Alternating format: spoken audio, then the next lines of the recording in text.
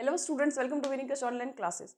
आज हम लोग फर्स्ट बुक के जो एडिट मटेरियल के जो इंपॉर्टेंट टॉपिक और इंपॉर्टेंट क्वेश्चंस को यहाँ पर डिस्कस करेंगे, क्योंकि बच्चों ने कमेंट किया था कि मैम जितने भी एडिट मटेरियल के टॉपिक है प्लीज़ उस पर सेपरेट एक वीडियो बना दीजिए ताकि उसको करने में हमें आसानी हो, और जो भी न्यू एडिट मटीरियल है वो ज़्यादा इंपॉर्टेंट भी है, तो इसीलिए हमें उनको फोकस करना है। तो फर्स्ट बुक में मैंने बताया कि ज़्यादा कुछ एडिट नहीं हुआ है, लेकिन सेकंड बुक में बहुत ज़्यादा नई चीज़ एडिट हुई है, उसका मैं वीडियो बना चुकी हूँ, तो आप उसको भी देख सकते हैं। तो पार्ट 1 उसे समझ लीजिएगा, वो पार्ट 2 है। तो 2 वीडियो में आपके सारे एडिट मटेरियल से related MCQ important questions cover हो जाएंगे। तो सबसे पहले हम बात करते हैं जो फर्स्ट चैप्टर है कोल्ड वॉर और नैम। उसमें कुछ भी नया नहीं जुड़ा है, सिर्फ उसका कोल्ड वॉर एरा से नाम बदल कर कोल्ड वॉर और नैम कर दिया गया, और जो मटेरियल है एडिट है कुछ भी नहीं है उसके अंदर। सेकेंड चैप्टर से स्टार्ट करते हैं। सेकेंड चैप्टर में बहुत कुछ नया उसमें जुड़ा है। सबसे पहले तो Arab spring, it's most important topic की जो अरब स्प्रिंग है, अरब क्रांति इसको हिंदी में कहते हैं। इसके ऊपर एमसीक्यू के क्वेश्चन भी आने के चांसेस हैं, और शॉर्ट क्वेश्चन ये 2 नंबर में या 4 नंबर में आएंगे, 6 नंबर में क्वेश्चन के आने की बिल्कुल भी पॉसिबिलिटी नहीं है। तो सबसे पहले अरब स्प्रिंग आपको याद करना है कि स्टार्ट कब हुआ था। 14 दिसंबर 2010 से स्टार्ट हुआ था। कौन से जगह से स्टार्ट हुआ था? ठीक है कि अरब नेशों में फैला था, लेकिन सबसे पहले शुरुआत कहाँ से हुई थी?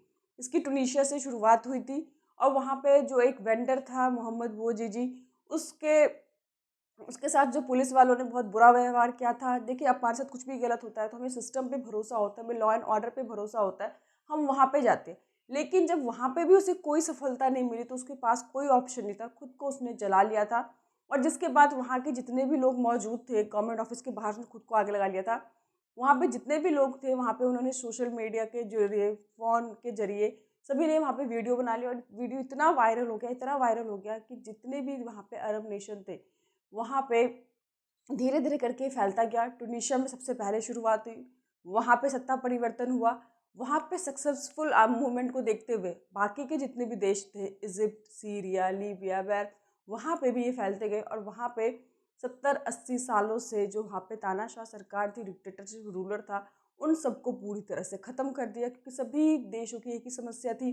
वहाँ पे लैक ऑफ डेमोक्रेसी था, करप्शन बहुत ज़्यादा था, इन्फ्लेशन। ठीक है, तो ये सब चीज़ें मतलब लोग अपने मन की बोलने की आज़ादी नहीं थी। तो सेम सिचुएशन थे, सेम प्रॉब्लम थे, और इसीलिए जब मूवमेंट स्टार्ट हुए तो एक ही तरह से मूवमेंट सभी देशों के अंदर चलता रहा। क्योंकि इसमें एक नंबर क्वेश्चन आता है कि माचिस की तीली किस तरह से पूरी आग लगा सकती है। तो कैसे एक छोटे से एक व्यक्ति के द्वारा, एक पर्सन के द्वारा ये मूवमेंट स्टार्ट किया गया, जब उसने खुद को आग लगा दिया क्योंकि उसके पास कोई ऑप्शन नहीं था। तो एक पर्सन के द्वारा किस तरह से उस टाइम पे सोशल मीडिया के द्वारा पूरा बहुत बड़ा वायरल होगी वीडियो, और सभी लोगों तक ये वीडियो पहुंची। तो छोटे सी माचिस की तीली से भी एक तरह के क्वेश्चन आता है। तो कौन से रेवोल्यूशन, किस क्रांति से रिलेटेड, किसके लिए बात की गई है, तो ये आपको देखना है।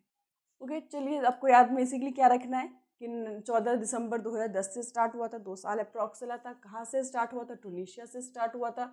और एक सबसे बड़ी बात, जो इजिप्ट में 1979 से मुबारक होशनी, ठीक है, होशनी मुबारक जो वहाँ पे नेता थे, उनका भी तख्ता पलट हो गया। जो इतने लंबे टाइम से इजिप्ट के अंदर रूल कर रहे थे, तो वहाँ पे जितने भी रूलर थे जो बहुत ही लंबे टाइम से अनडेमोक्रेटिक तरीके से रूल कर रहे थे, सभी का तख्ता पलट हो गया।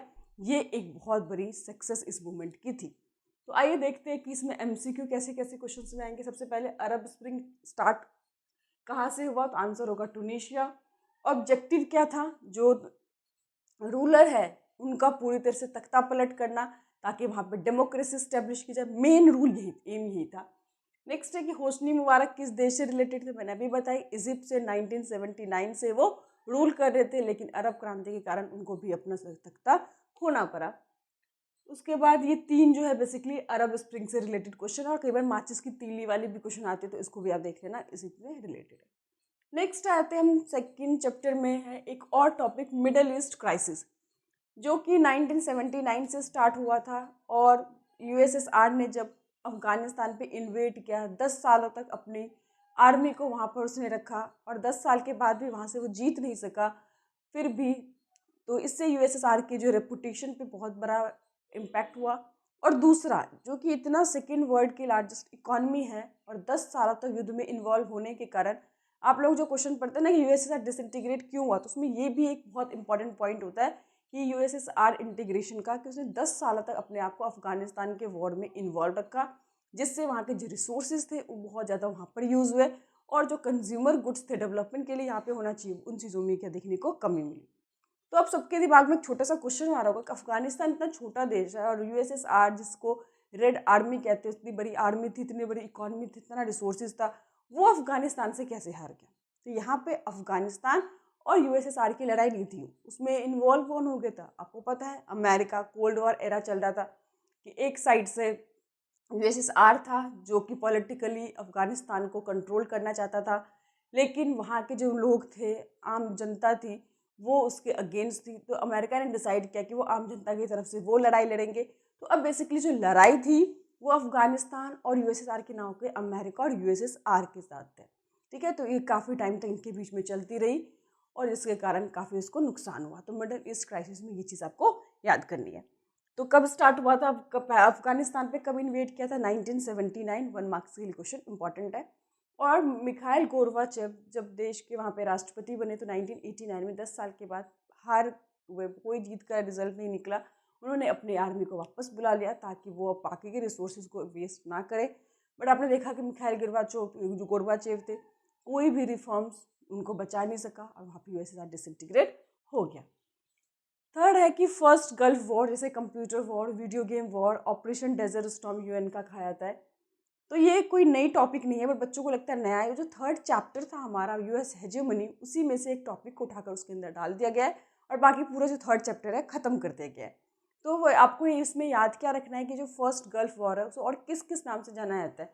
वीडियो गेम वॉर बोल दो, कंप्यूटर वॉर बोल दो, यूएन का ऑपरेशन डेजर्ट स्टॉर्म बोल दो, ठीक है। तो इसके नाम से जाना जाता है। इस पूरे मूवमेंट को 34 देशों ने मिलकर लड़ा था। आपको पता होगा स्टोरी की, जब इराक ने कुवैत पे इन्वेट कर दिया, इलीगल उसको ऑक्यूपाई कर लिया, तो यूएन ने और बाकी देशों ने बहुत समझाया इराक को कि वो इस तरह एग्रेशन ना करे, बट किसी भी कंडीशन में इराक मानने को तैयार नहीं था।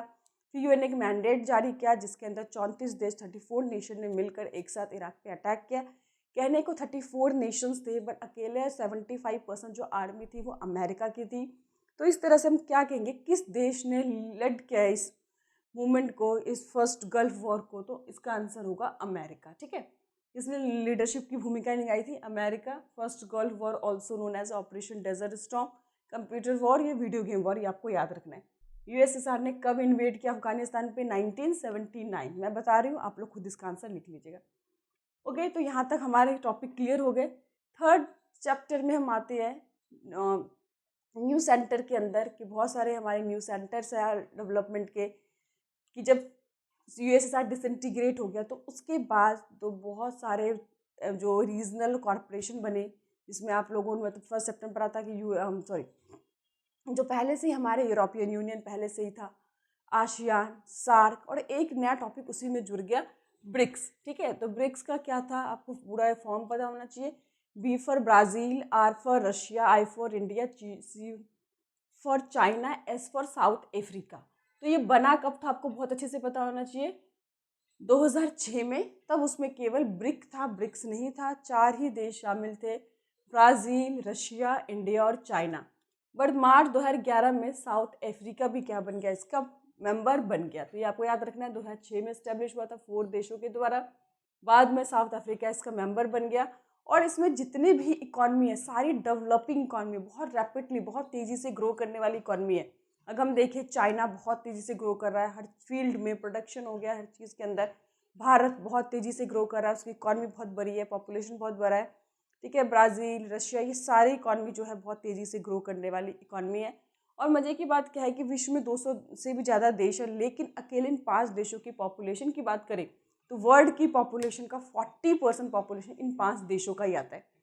जीडीपी की बात करें तो वर्ल्ड की 30% जीडीपी जो है केवल इन 5 देशों की है। तो आप इनकी ताकत को समझ सकते हैं, कितनी ज़्यादा पॉपुलेशन इनके पास है, कितना जीडीपी का परसेंटेज इनके पास है। जितने भी न्यू सेंटर्स है, पावरफुल नेशंस है, वो सब इसके मेंबर एक तरह से हम कह सकते हैं। लेकिन इनके लिए भी चाहिए चीज़ें आसान नहीं है, क्योंकि चाइना जो है बहुत डोमिनेटिंग है, ठीक है, जिसके कारण इनके आपस में कई बार प्रॉब्लम हो जाती है। तो ये सारे इसके चैलेंजेस हैं।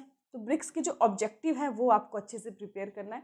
और जितने भी रीजनल ऑर्गेनाइजेशन हो, चाहे वो ईयू हो, चाहे रशिया हो, चाहे ईयू हो, चाहे आसियान हो, चाहे सार्क हो, चाहे ब्रिक्स हो, आपके एग्जाम में इनमें से कोई एक ही आने हैं, तो सबके फाउंडिंग डेट आपको पता होना चाहिए, मेंबर्स पता होना चाहिए और ऑब्जेक्टिव इनको बहुत अच्छे से पता होना चाहिए। अगर एग्जाम में आपके एक ही आएंगे तो सभी के कॉमन ऑब्जेक्टिव है, चाहे ब्रिक्स है, चाहे सार्क है, चाहे आसियान, चाहे ईयू हो, ये सब आपस में देश जो कंबाइन हुए एक साथ आए हैं, उन्होंने ग्रुप बनाया, तो सभी का जो एम है वो कॉमन ही है। तो आप एक एम बनाकर कॉमन बनाकर रख लीजिएगा ताकि एग्जाम में आप उसी को लिख सकें। जैसे कि सबसे पहले कि अचीव रीजनल डेवलपमेंट, जो भी देशों ने बनाया रीजनल डेवलपमेंट के लिए, जो ट्रेड बैरियर्स है वो ख़त्म करना चाहते हैं आपस में, इकोनॉमिक डेवलपमेंट, रिलेशनशिप अच्छा बनाने के लिए जो भी रिसोर्सेज है उसको ऑप्टिमम यूज़ कर सके, और सबसे बड़ी बात जो टेररिज्म है आज के टाइम में बहुत ही ज़्यादा कॉम्प्लिकेटेड प्रॉब्लम है, सभी देश इससे भुगत रहा है। तो इन सभी देशों ने डिसाइड किया कि टेररिज्म के खिलाफ हमें जीरो टॉलरेंस की पॉलिसी अपनानी है, किसी भी कंडीशन को जड़ से ख़त्म करना है। जैसे आपने देखा कि भारत ने भी जीरो टॉलरेंस की पॉलिसी अपनाई जब से नरेंद्र मोदी की सरकार आई है। तो ये सारे उनके मेन ऑब्जेक्टिव है। ओके, उसके बाद आपको पता है कि रिलेशनशिप के अंदर इंडियाज़ फॉरेन पॉलिसी के अंदर भी वही रिलेशनशिप है, और इस चैप्टर में तब कोई भी वो दोनों ही चैप्टर आपके कवर हो जाएंगे। तो इंडिया इजराइल का जो रिलेशनशिप है इस साल बहुत इंपॉर्टेंट है, लेकिन आपको फिर भी इंडिया अमेरिका के भी रिलेशन करना है, इंडिया रशिया के भी रिलेशन करना है, और इंडिया इजराइल का तो बहुत ही ज़्यादा अच्छे से करना है, क्योंकि इस साल बहुत इंपॉर्टेंट है, क्योंकि जब से नरेंद्र मोदी की गवर्नमेंट आई है तब से इजराइल से हमारे रिलेशन जो है बहुत बेहतर हुए, बहुत अच्छे हुए।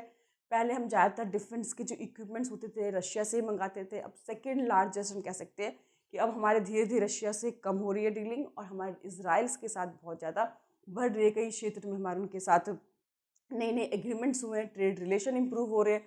तो इजराइल पे आपको करना है क्वेश्चन। उसके बाद यूनाइटेड नेशन चैप्टर पहले ही था, लेकिन उसके अंदर थोड़ी जो एजेंसी है, ऑर्गन पहले भी थे, अभी भी वही सारे ऑर्गन्स हैं। जो एजेंसी है उसमें 3 आपको अच्छे से करना है। एक तो यूनिसेफ, जो उसका फुल फॉर्म पता होना चाहिए कि यूनाइटेड नेशन चिल्ड्रंस फंड। पहले यूनाइटेड नेशन इमरजेंसी फंड इसका नाम था। क्यों नाम था? कि जब सेकेंड वर्ल्ड वॉर ख़त्म हुआ था उसके बाद ही यूनाइटेड नेशन को बनाया गया था। उस वॉर के अंदर बच्चे और जो वुमेन्स थे उनके साथ बहुत बुरा हुआ था, बहुत सारे बच्चे अनाथ हो गए थे, जो लेडीज़ थी उनके ऊपर से उनके हस्बैंड का साया चला गया था, मेल ऑलमोस्ट ख़त्म हो गए थे। तो उन लोगों को किस तरह से रिवाइव किया जाए, उनको फिर से ठीक किया जाए, उनके एजुकेशन, उनके खाने पीने के लिए तो इमरजेंसी फंड बनाया गया। पर धीरे धीरे सिचुएशन जब नॉर्मलाइज हुआ, ठीक है, तो उसके बाद इस फंड का, उस ऑर्गेनाइजेशन का नाम चिल्ड्रंस फंड रख दिया गया। ठीक है, कि बच्चों के डेवलपमेंट के लिए बेसिकली काम करता है। आपको पता है पूरी दुनिया की जितने भी वैक्सीन है बच्चों से रिलेटेड वो सब यही प्रोवाइड करता है, बिल्कुल फ्री ऑफ कॉस्ट। हमारे देश में भी पोलियो एक बहुत बड़ी प्रॉब्लम थी, लेकिन आज घर घर पे पल्स पोलियो ड्रॉप दिए जाते हैं, जो आता कहाँ से? फ्री ऑफ कॉस्ट, यूनिसेफ से। ठीक है, बच्चों के डेवलपमेंट के लिए बेसिकली काम करता है। उसके बाद जो यूनेस्को है उसका फुल फॉर्म है United Nation Education Scientific Cultural Organization. तो ये बेसिकली जो भी साइंटिफिक रिसर्च होती है, कल्चरल एक्सचेंजेस होती है, एजुकेशन से रिलेटेड होते हैं, उन सब के लिए स्टैंडर्ड टारगेट करना, उन सब पे एक दूसरे के साथ कंट्रीब्यूट करना, सहयोग करना, ये सारा यूनेस्को का काम है। उसके बाद इंटरनेशनल लेबर ऑर्गेनाइजेशन, बेसिकली जो यूएन से पहले ही बन गया था 1919 में, 2019 में उन्होंने 100 ईयर कंप्लीटेड करा। लेकिन यूएन का जो जितने भी आपने एजेंसी पढ़ी है वो सभी ऑलमोस्ट 1946 में बनी है। 1945 में यूएन बना, 1946 में बेसिकली ज़्यादातर एजेंसी बनी है। तो आईएलओ का काम क्या? इंटरनेशनल लेबर ऑर्गेनाइजेशन की दुनिया भर में जितने भी लेबर काम करते हैं उनका एक स्टैंडर्ड हो, उनकी सेफ्टी सिक्योरिटी के लिए एक स्टैंडर्ड मेंटेन करना, ताकि उनको सही एनवायरनमेंट मिले, डेवलपमेंट हो, ठीक है, उनके present as well as future के लिए काम हो, और किसी तरह के बड़े बड़े जो ऑर्गेनाइजेशन है, बड़ी बड़ी जो कंपनी है, उनके साथ एक्सप्लॉइटेशन काम ना करे। तो इनकी सेफ्टी की, लेबर की सेफ्टी के लिए आईएलओ बनाया गया है। तो ये इंपॉर्टेंट आपके लिए। ठीक है, तो ये सारी चीज़ें हमारी क्लियर होती है। तो एक बार हम ब्रिक्स के ऊपर क्वेश्चन देख लेते हैं। सबसे पहले फुल फॉर्म्स ऑफ ब्रिक्स, यानी कितने देश हैं, और इनकी एनुअल क्या होती है? मीटिंग होती है आपस में बातचीत करने के लिए। मीटिंग का जो रोटेशन है वो भी उनके नाम से है, कि पहले फर्स्ट ईयर ब्रिटेन में होगी, फिर रशिया में मीटिंग, फिर इंडिया में, फिर चाइना में, और फिर सॉरी साउथ अफ्रीका में। हेड ऑफिस का है न्यू डेवलपमेंट बैंक का, तो चाइना शंघाई के अंदर। साउथ अफ्रीका ने कब ब्रिक्स को ज्वाइन किया? तो आपको पता है 2011 में किया। ब्रिक्स का फाउंडिंग डेट कब है? तो 2006। तो ये सारे क्वेश्चंस आपको अच्छे से प्रिपेयर करना फर्स्ट चैप्टर में, इतने ही इंपॉर्टेंट आपके एडिट मटेरियल है। बाकी कोई दिक्कत हो, प्रॉब्लम या किसी स्पेसिफिक चीज़ों पर आप वीडियो बनाना चाहते हो तो आप मुझे कमेंट कर सकते हैं। Thank you.